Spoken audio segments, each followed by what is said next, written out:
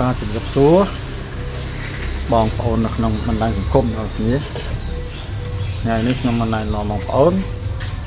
ពីវិធីរបៀបកម្លាំងដុំអាងវ៉េទ័រដល់ខ្លួនឯងដោយយើងមិនចាំបាច់ទៅទិញគីយើងរៀនធ្វើខ្លួនឯងបើអត់ចេះកម្លាំងតែម្ដងហើយចេះតែម្ដងគឺអាចចេះរហូតហើយអាចក៏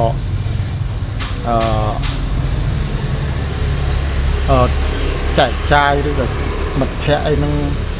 អាចផ្សេងទៅអាចយកទៅប្រើការបានដល់យើងពីចំណេះរបស់យើងទៅต้องបងប្អូនទៅចាំមើលតើចឹងត្រូវធ្វើដូចម្ដេចខ្លះបងប្អូនមើលវីដេអូនេះជាជំហានពីរបៀបធ្វើទាំងការភ្ជាប់ខ្សែនិងសម្ភារៈដែលត្រូវធ្វើមានអីខ្លះបងប្អូនចាំបាទមើលវីដេអូរបស់ខ្ញុំនឹងរៀបចំទី1គឺឧបករណ៍មានអ្វីខ្លះទី2គឺប្លង់យើងមុននឹងធ្វើអីមួយត្រូវតែមានប្លង់មានគម្រោងមានអីត្រឹមត្រូវច្បាស់លាស់បានយើងធ្វើទៅត្រឹមត្រូវយើងមិនអាចទៅធ្វើទៅតាមការស្មានរបស់យើងបានទេណាមិនថាយើងធ្វើស្មានទៅគឺវាអត់បានទទួលលទ្ធផលអីទេហើយនៅពេលដែលយើងធ្វើឲ្យកម្លាំងចឹងតេស្តជួនកាលផ្ទុះឆេះតែភ្លាមហ្នឹងដល់យើងមិនមានការធ្វើឲ្យបានត្រឹមត្រូវអញ្ចឹងបងប្អូនចាំមើលវីដេអូរបស់ខ្ញុំទី1គឺយើងសម្រាយអំពីសម្ភារៈសិនតើយើងមានអីខ្លះបងប្អូនចាំតាមដានមើលមានសម្ភារៈខ្លះដែលយើងត្រូវធ្វើបាទអរគុណបាទនេះជាចំណុចទី1ដែលយើងត្រូវមានសម្ភារៈយើងត្រូវការអ្វីខ្លះជាដំបូងទី1គឺយើងបងប្អូនទៅកន្លែងដែលគេលក់ណាគេលក់ឧបករណ៍ទាំងអស់នេះសម្ភារៈទាំងអស់នេះដែក3អាំពែណាដែកនេះគឺដែក3អាំពែEE ណាដែក3អាំពែមួយមកណាតម្លៃដូចជាមិនថ្លៃទេ 5000 រៀលមួយតែនៅពេលដែលយើងបានដែកហើយតែយើងមានអីទៀតគឺយើងត្រូវមានស្នូលសម្រាប់ជំរុំខ្សែភ្លើង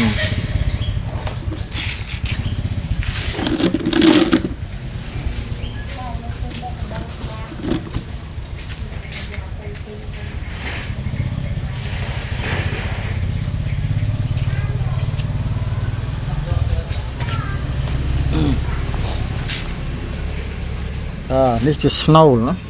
ស្នូលសម្រាប់យើងដាក់នេះសម្រាប់ជំរុំណា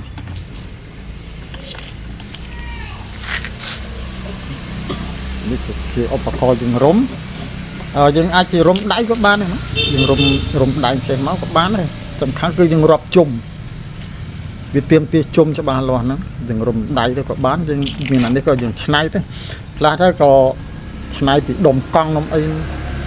ក៏មានណានេះជាស្នូលសម្រាប់ដាក់ជាមួយដែកនេះណា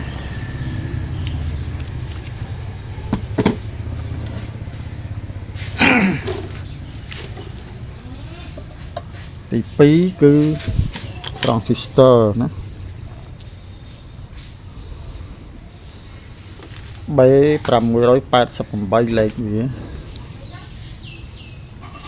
យើងធ្វើប្រភេទអាម៉ាទ័រចំនួន12គ្រាប់មិនបាច់ធ្វើច្រើនតិចទេបងប្អូនធ្វើនេះគឺយើងអាចយើងរកត្រីតាមលក្ខណៈគ្រួសារយើងតាមជីភូមិយើងស្រុកស្រែដីស្រែដែលអីយើងនឹងយើងរកក្នុងត្រីក្នុងស្រែក្នុងស្រះយើងមិនចំតរកក្រៅព្រោះបត់នេះវាជាឧបករណ៍ដែលគេហាមឃាត់ណាហើយយើងគាត់ទៅធ្វើដើម្បីយើងរកក្នុងផ្ទះក្នុងដីភូមិយើងអត់មានបញ្ហាអីទេហ្នឹងយើងកុំទៅចូលក្នុងតំបន់ដែលគេហាមឃាត់អីហ្នឹងវាមានបញ្ហាត្រូវច្បាប់ធ្វើទៅយើងរកនៅក្នុងភូមិឋានហ្នឹងទៅបានប៉ុនមហូបណា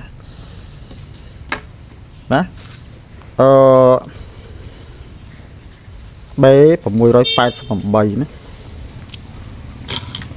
អាហ្នឹងវាគុណភាពវាល្អយើងប្រើទៅធន់ B688 ហ្នឹងចំនួន10គ្រាប់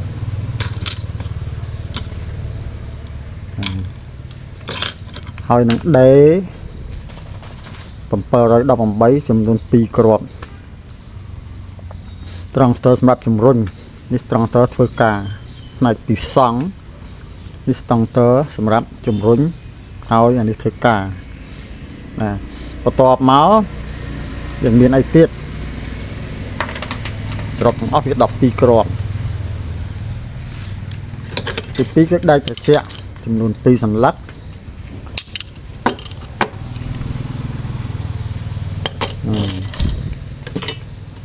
សម្បក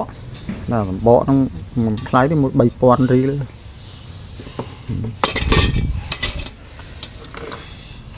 ដង្កៀបមកគូហ្នឹងមកគូ 1000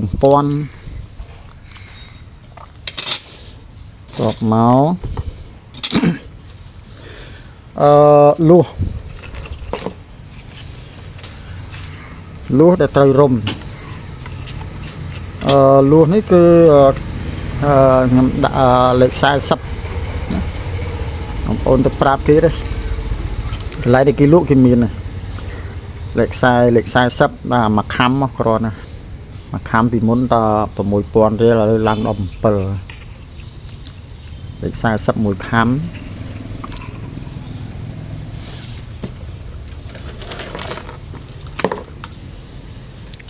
ខ្សែលេខនេះខ្សែលេខ120ខ្សែលេខ120ហ្នឹងមួយខាំមករំអស់ផងមកតែមួយខាំព្រោះវាតិចជុំទេខ្សែលេខ120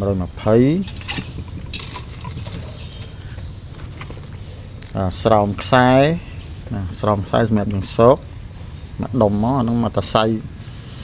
500ស្រោមខ្សែ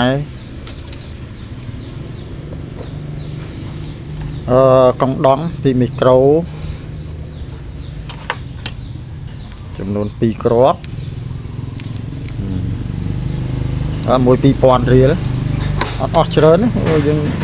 ចេះធ្វើទៅបើយើងទិញគេគេលក់មួយដល់ 140,000 រៀលតែបើយើងចេះធ្វើយើងអស់ដើមដែរជាប្រហែល 10000 ដល់ 50000 អានេះជាដូចឈ្មោលដូចនេះសម្រាប់ចាញ់នឹងខ្ចៅនេះមកកញ្ចប់ 3000 រៀលអញ្ចឹងខ្ញុំបូកសរុបថវិកាទាំងអស់ដែលខ្ញុំធ្វើនេះអស់ប្រហែលជា 50000 នឹងដើមទុនតែបើយើងអត់ចេះធ្វើក៏វាមិនបានដែរយើងបានសម្ភារៈមកតើតែយើងចេះអស់ហើយអត់មានអីទៀតទេមានតែប៉ុណ្ណឹងហើយនឹងនេះជាក្រដាស់ណាក្រដាស់ទ្រាប់ក្រដាស់ហ្នឹងក្រាស់មកខាងភ្លឺមួយខាងភ្លឺមួយខាងស្អាប់ណាគ្រើម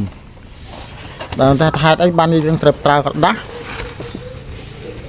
នេះយើងយកមកកាត់ទ្រាប់នៅក្នុង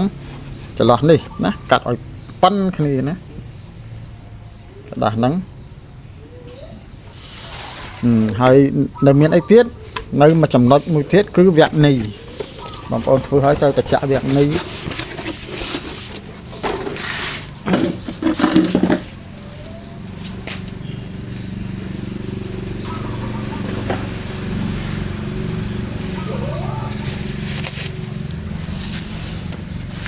នេះជាវគ្គនីតូអាអុយ90ហើយយើងប្រើវគ្គនីនេះមកធុងនេះ 20000 តែបើយើងទៅចែកគេមានវគ្គនេះគេលក់ជាខំទិញមួយខំយើងយកមកចាក់ទៅគ្រាន់ហើយព្រោះសល់ទៅចោលហើយដល់ខ្ញុំនេះខ្ញុំផ្នែកជាងចឹងខ្ញុំធ្វើឧបករណ៍ច្រើនមុខទាំងពីដុំភ្លើងតូចធំអីអំភ្លីច្រើនប្រភេទអញ្ចឹងខ្ញុំទិញមកច្រើនដើម្បីយើងធ្វើព្រោះការខ្ញុំច្រើនមុខបាទឥឡូវយើងចាប់ចំណុចសម្ភារៈហើយទី1យើងទៅរកប្លង់និងរូបមន្តតើយើងត្រូវការរូបមន្តអីខ្ញុំយកធ្វើវីដេអូនេះបកស្រាយនេះគឺប្រភេទដុំឆក់ត្រជាក់គេហៅថាដុំត្រជាក់ខ្ញុំអត់ប្រើរ៉េស៊ីស្តង់ទេអត់ប្រើរ៉េស៊ីស្តង់រស័រទេបាទខ្ញុំប្រើត្រង់ស្ទើសុតដោយវាដំណើរការ ជាមួយដុំភ្លើងតែម្ដងអញ្ចឹងយើងទៅសិក្សាអំពីប្លង់សិនណាយើងមានឧបករណ៍ហើយអញ្ចឹងយើងទៅរកប្លង់សិន